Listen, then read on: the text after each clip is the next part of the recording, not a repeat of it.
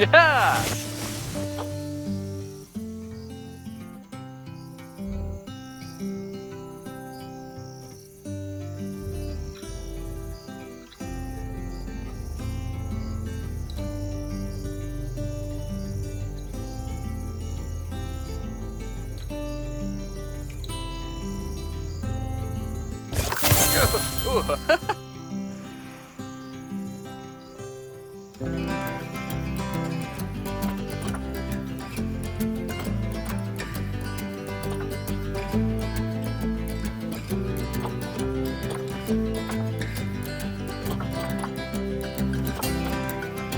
Yep.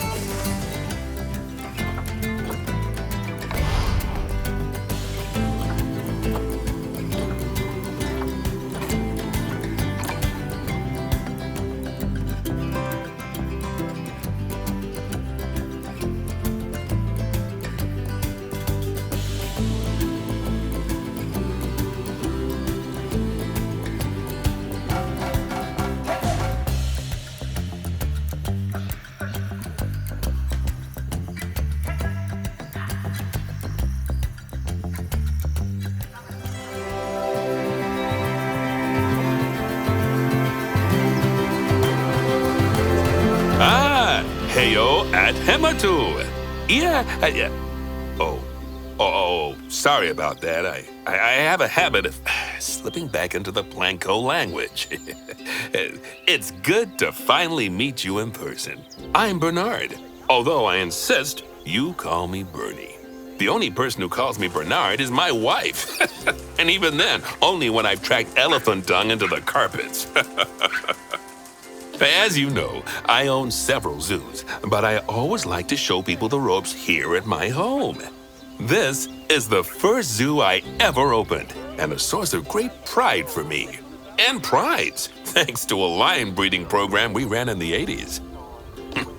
But we're in the middle of a big renovation, and that's where you come in.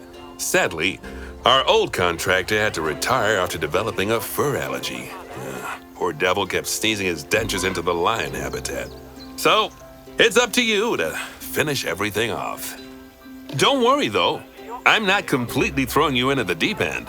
My head keeper, Nancy Jones, will be lending a helping hand.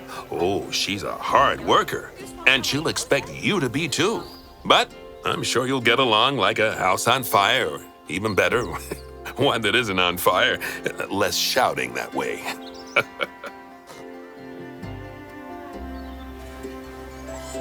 Hello there. From that rosy, fresh face of yours, I'm guessing you're Bernie's new hire. Good. Now, I hope you're ready to ditch your diploma because we're about to get really hands-on. But before we begin the real work, how about we familiarize you with the zoo by learning how to fly around it and visiting some of our beautiful animals. We'll start by popping over and having a look-see at the grizzly bears in their habitat.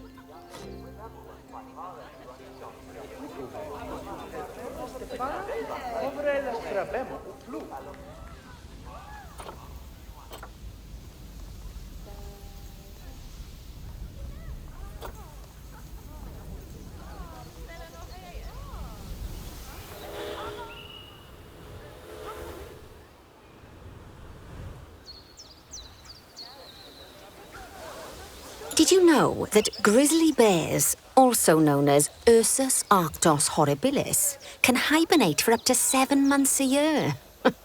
Oh, but then again, given the chance, I think a lot of people would do that too. Select one of the bears and you'll bring up its information panel.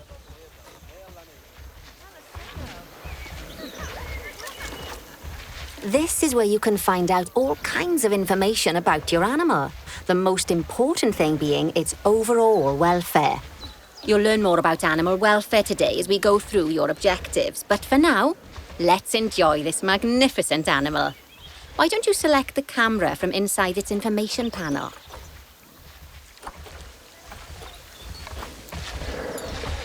See, now this is a fantastic way to get a close look at your animals. Okay, when you're ready, let's pop over to the other side of the zoo and take a look at the lions. I've marked their location for you to find.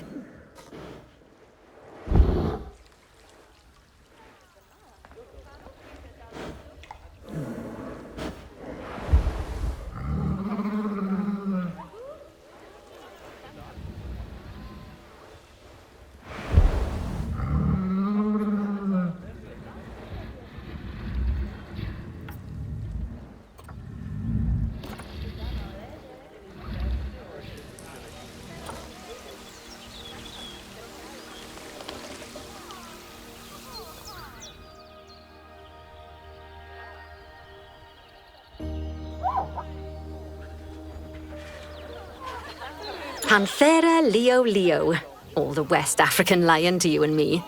Lions are the most social of the big cats, and there can be as many as 40 lions in a pride, although prides of that size are pretty rare. As Bernie would say, those lions are awesome, which is precisely why I handle training instead these days. Anyway, how about we get started on those objectives? Come on, let's head over to an empty habitat and see what needs doing there.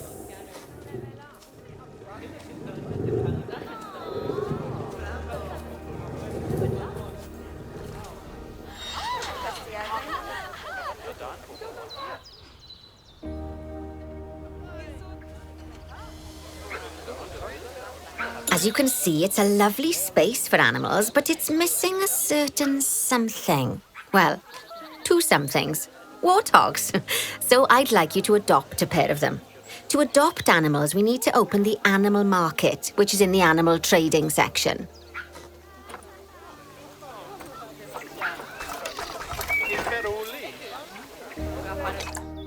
There we are. A pair of perfectly splendid warthogs for our zoo. Just select them and choose Adopt. Normally, the animal exchange would be full of animals, but I've emptied out the market while you learn how it works. The last thing I need is you accidentally ordering a dozen elephants.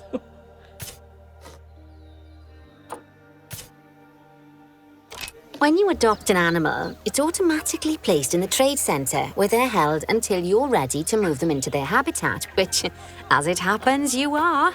So how about you move them into their new home?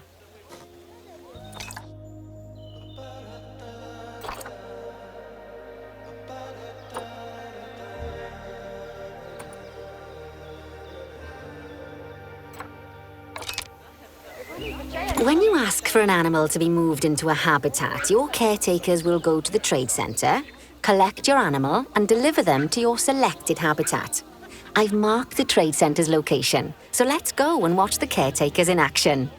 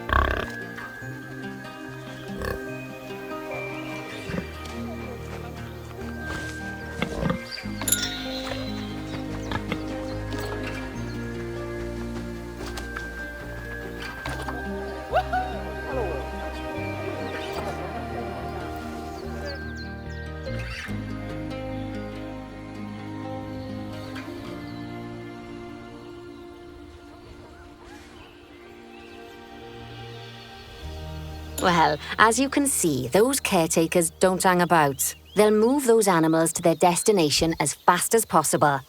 Of course, normally we'd have to place the animals into quarantine before moving them into a habitat, but I am assured by a person of good standing that these warthogs are in the very rudest of health. Right, let's get the warthogs' habitat finished up so we can keep them nice and happy. You see, each animal in the zoo has an overall welfare statistic, basically how happy they are. And that overall welfare statistic is itself comprised of 4 different areas: nutrition, social health, habitat, and enrichment. Luckily, if you select an animal, you'll bring up their animal welfare information panel, which we saw earlier, where you can see how they're doing. That way, you'll know exactly what areas need to be addressed. Don't worry if that's a lot to remember. You can always check the Zoopedia for more information. Let's start by making sure we're taking care of the warthog's nutrition welfare. To do this, we'll need to place a food station and a drinking station. Now, each animal requires a different type of feeding station.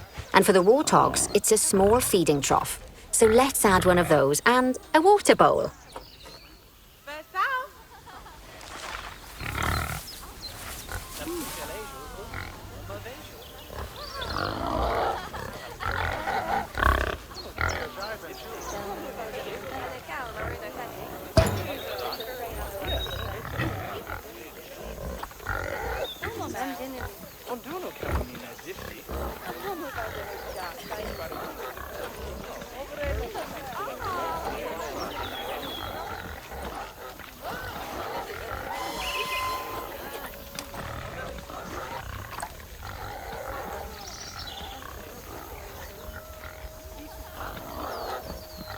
Animals also require stimulation to keep them happy.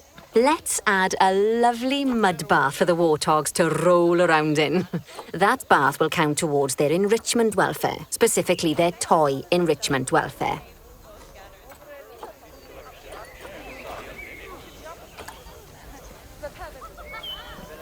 Oh, nice work. You've got a knack for this, I see.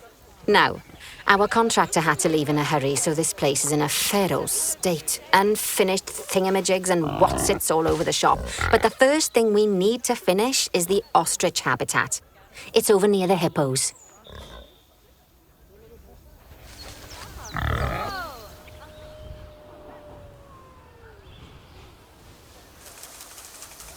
Oh, before we actually start building our ostrich habitat, let's pause time for a moment.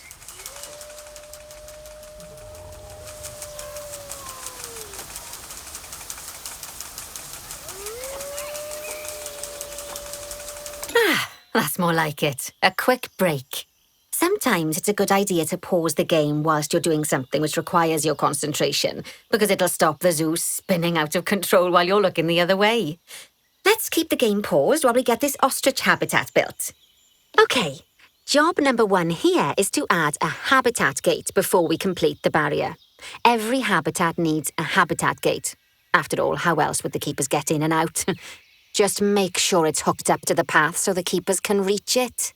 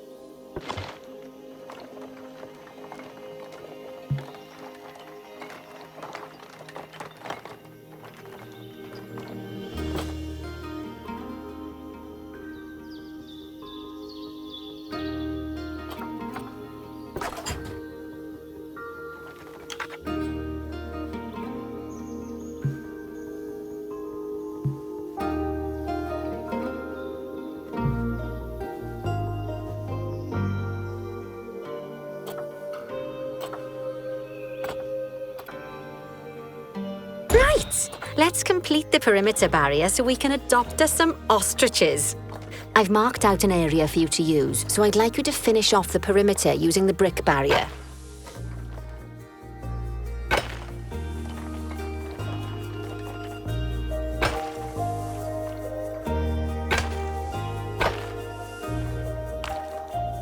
Good work! Remember, before you can place animals in any habitat, it has to have a full loop of connected barrier. Now, you've probably noticed that guests can't actually see into this habitat at the moment, at least not without a stepladder. But seeing as they're banned, I'd like you to select a piece of barrier and swap out the brick for a glass barrier, so the guests can see in.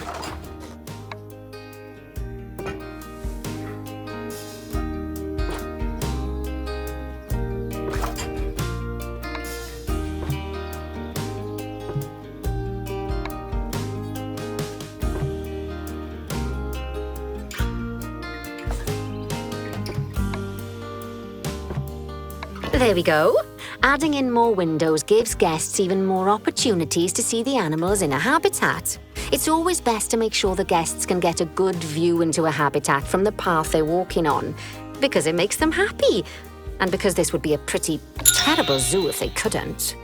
The last thing we need to do is to add a donation box. You see, when guests enjoy the view of an animal, they'll make a donation. Just make sure you put them in easy-to-reach places, like near a viewing point. Donation boxes are one of the main sources of income for the zoo, so make sure you remember them. Now, before we adopt our ostriches, you should unpause time. After all, if time's paused, then so are our caretakers, which will make it a bit tricky for them to deliver the ostriches.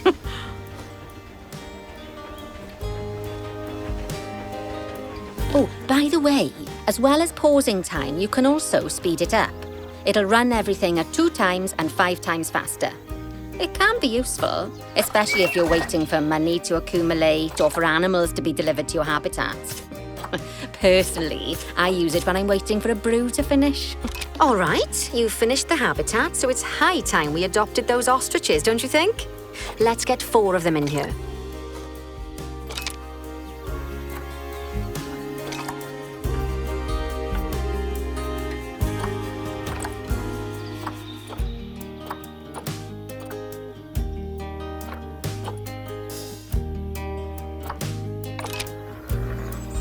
While we wait for them to be collected by the caretakers and brought to the habitat, you should get it ready for them. Add a suitable feeding station, water station, and an appropriate food enrichment item. It's often best to place things like enrichments and feeding stations near to the habitat perimeter, so guests can get a really good view of the animals.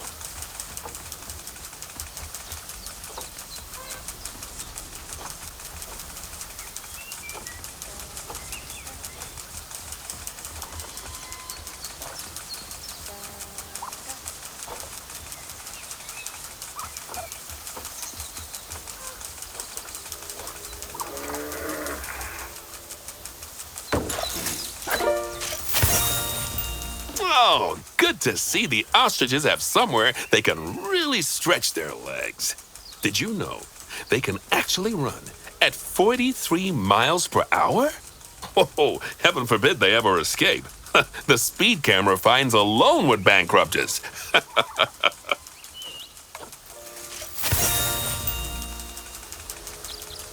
Well, Bernie certainly seems impressed. Did you do his speed camera joke? Every time we get an ostrich. So, now we've made the ostriches' lives a bit better, let's do the same for the keepers, shall we? To make it easier for the keepers to feed the ostriches and hippos, we should build a new keeper hut. Keeper huts are where the keepers prepare the food for animals, so they should be placed near to the habitats to make sure the keepers don't waste their time walking when they should be looking after the animals.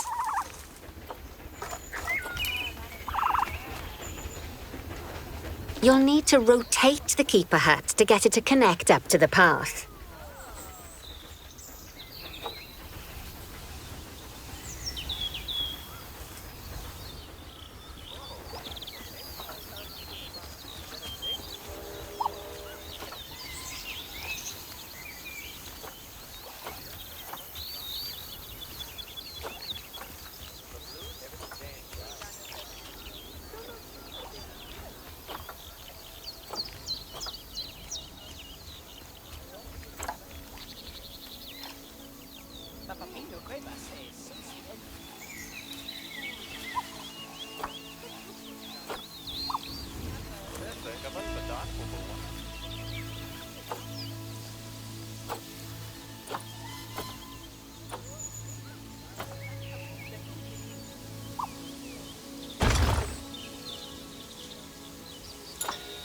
This keeper hut only has space for one keeper, but the larger keeper hut can allow multiple keepers to prepare food at the same time. Oh, but bear in mind that keeper huts and other staff facilities shouldn't be placed near to areas where there are lots of guests.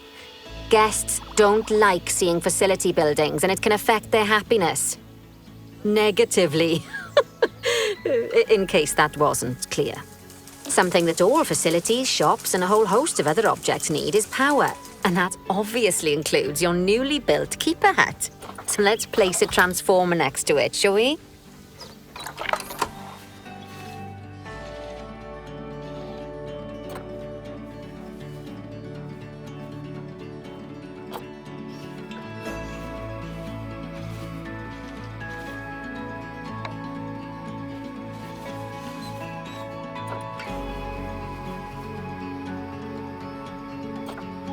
Lovely work. Now the keepers can start using the hut to prepare food, and thanks to where you've put it, they won't need to walk very far to deliver it to the ostriches and hippos. Let's get on to your next objective then. Bengal tigers. We want to adopt some, but I'm afraid there's nothing ready for them yet. Head on over to the plot of land I've marked out. It's not too far away.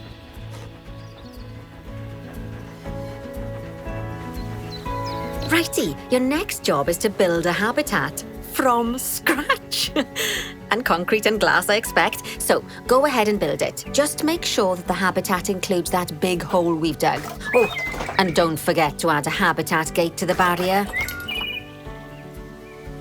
Oh, and make sure the guests will be able to see the tigers.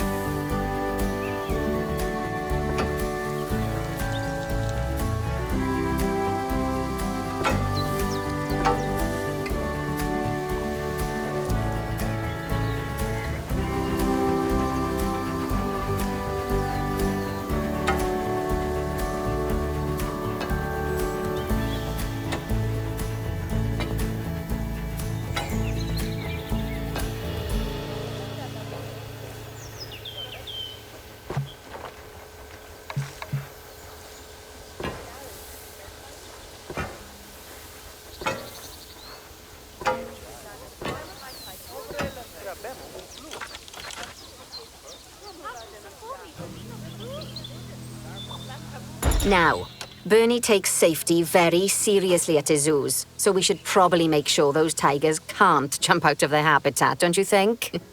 The way we'll do it is by changing the height of the habitat's barrier. Okay then, let's select the habitat barrier and then jump into barrier editing mode.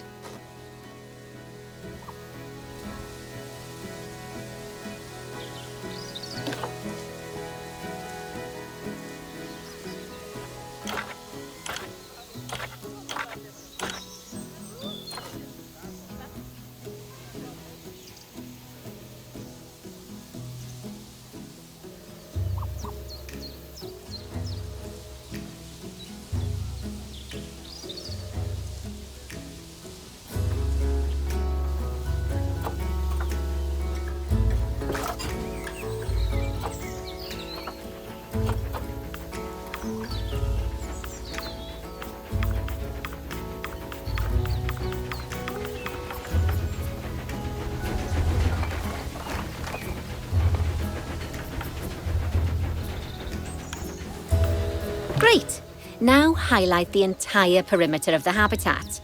You can do that by selecting fence segments one by one, or select one and hold to use the multi-select mode.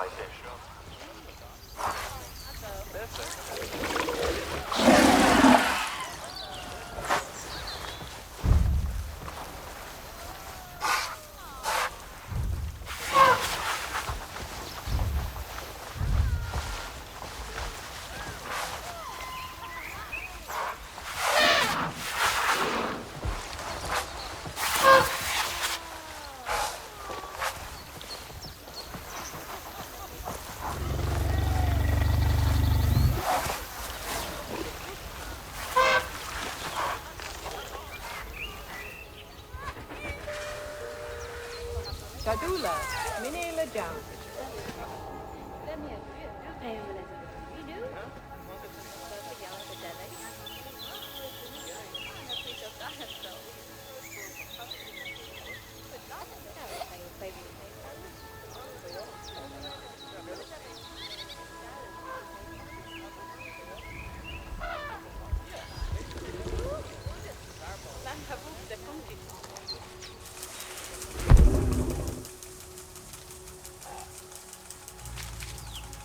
Nom nom.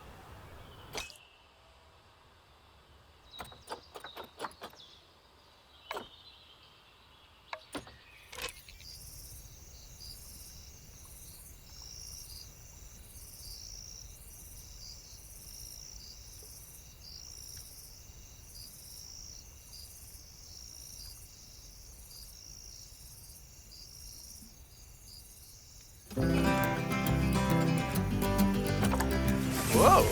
Whoa!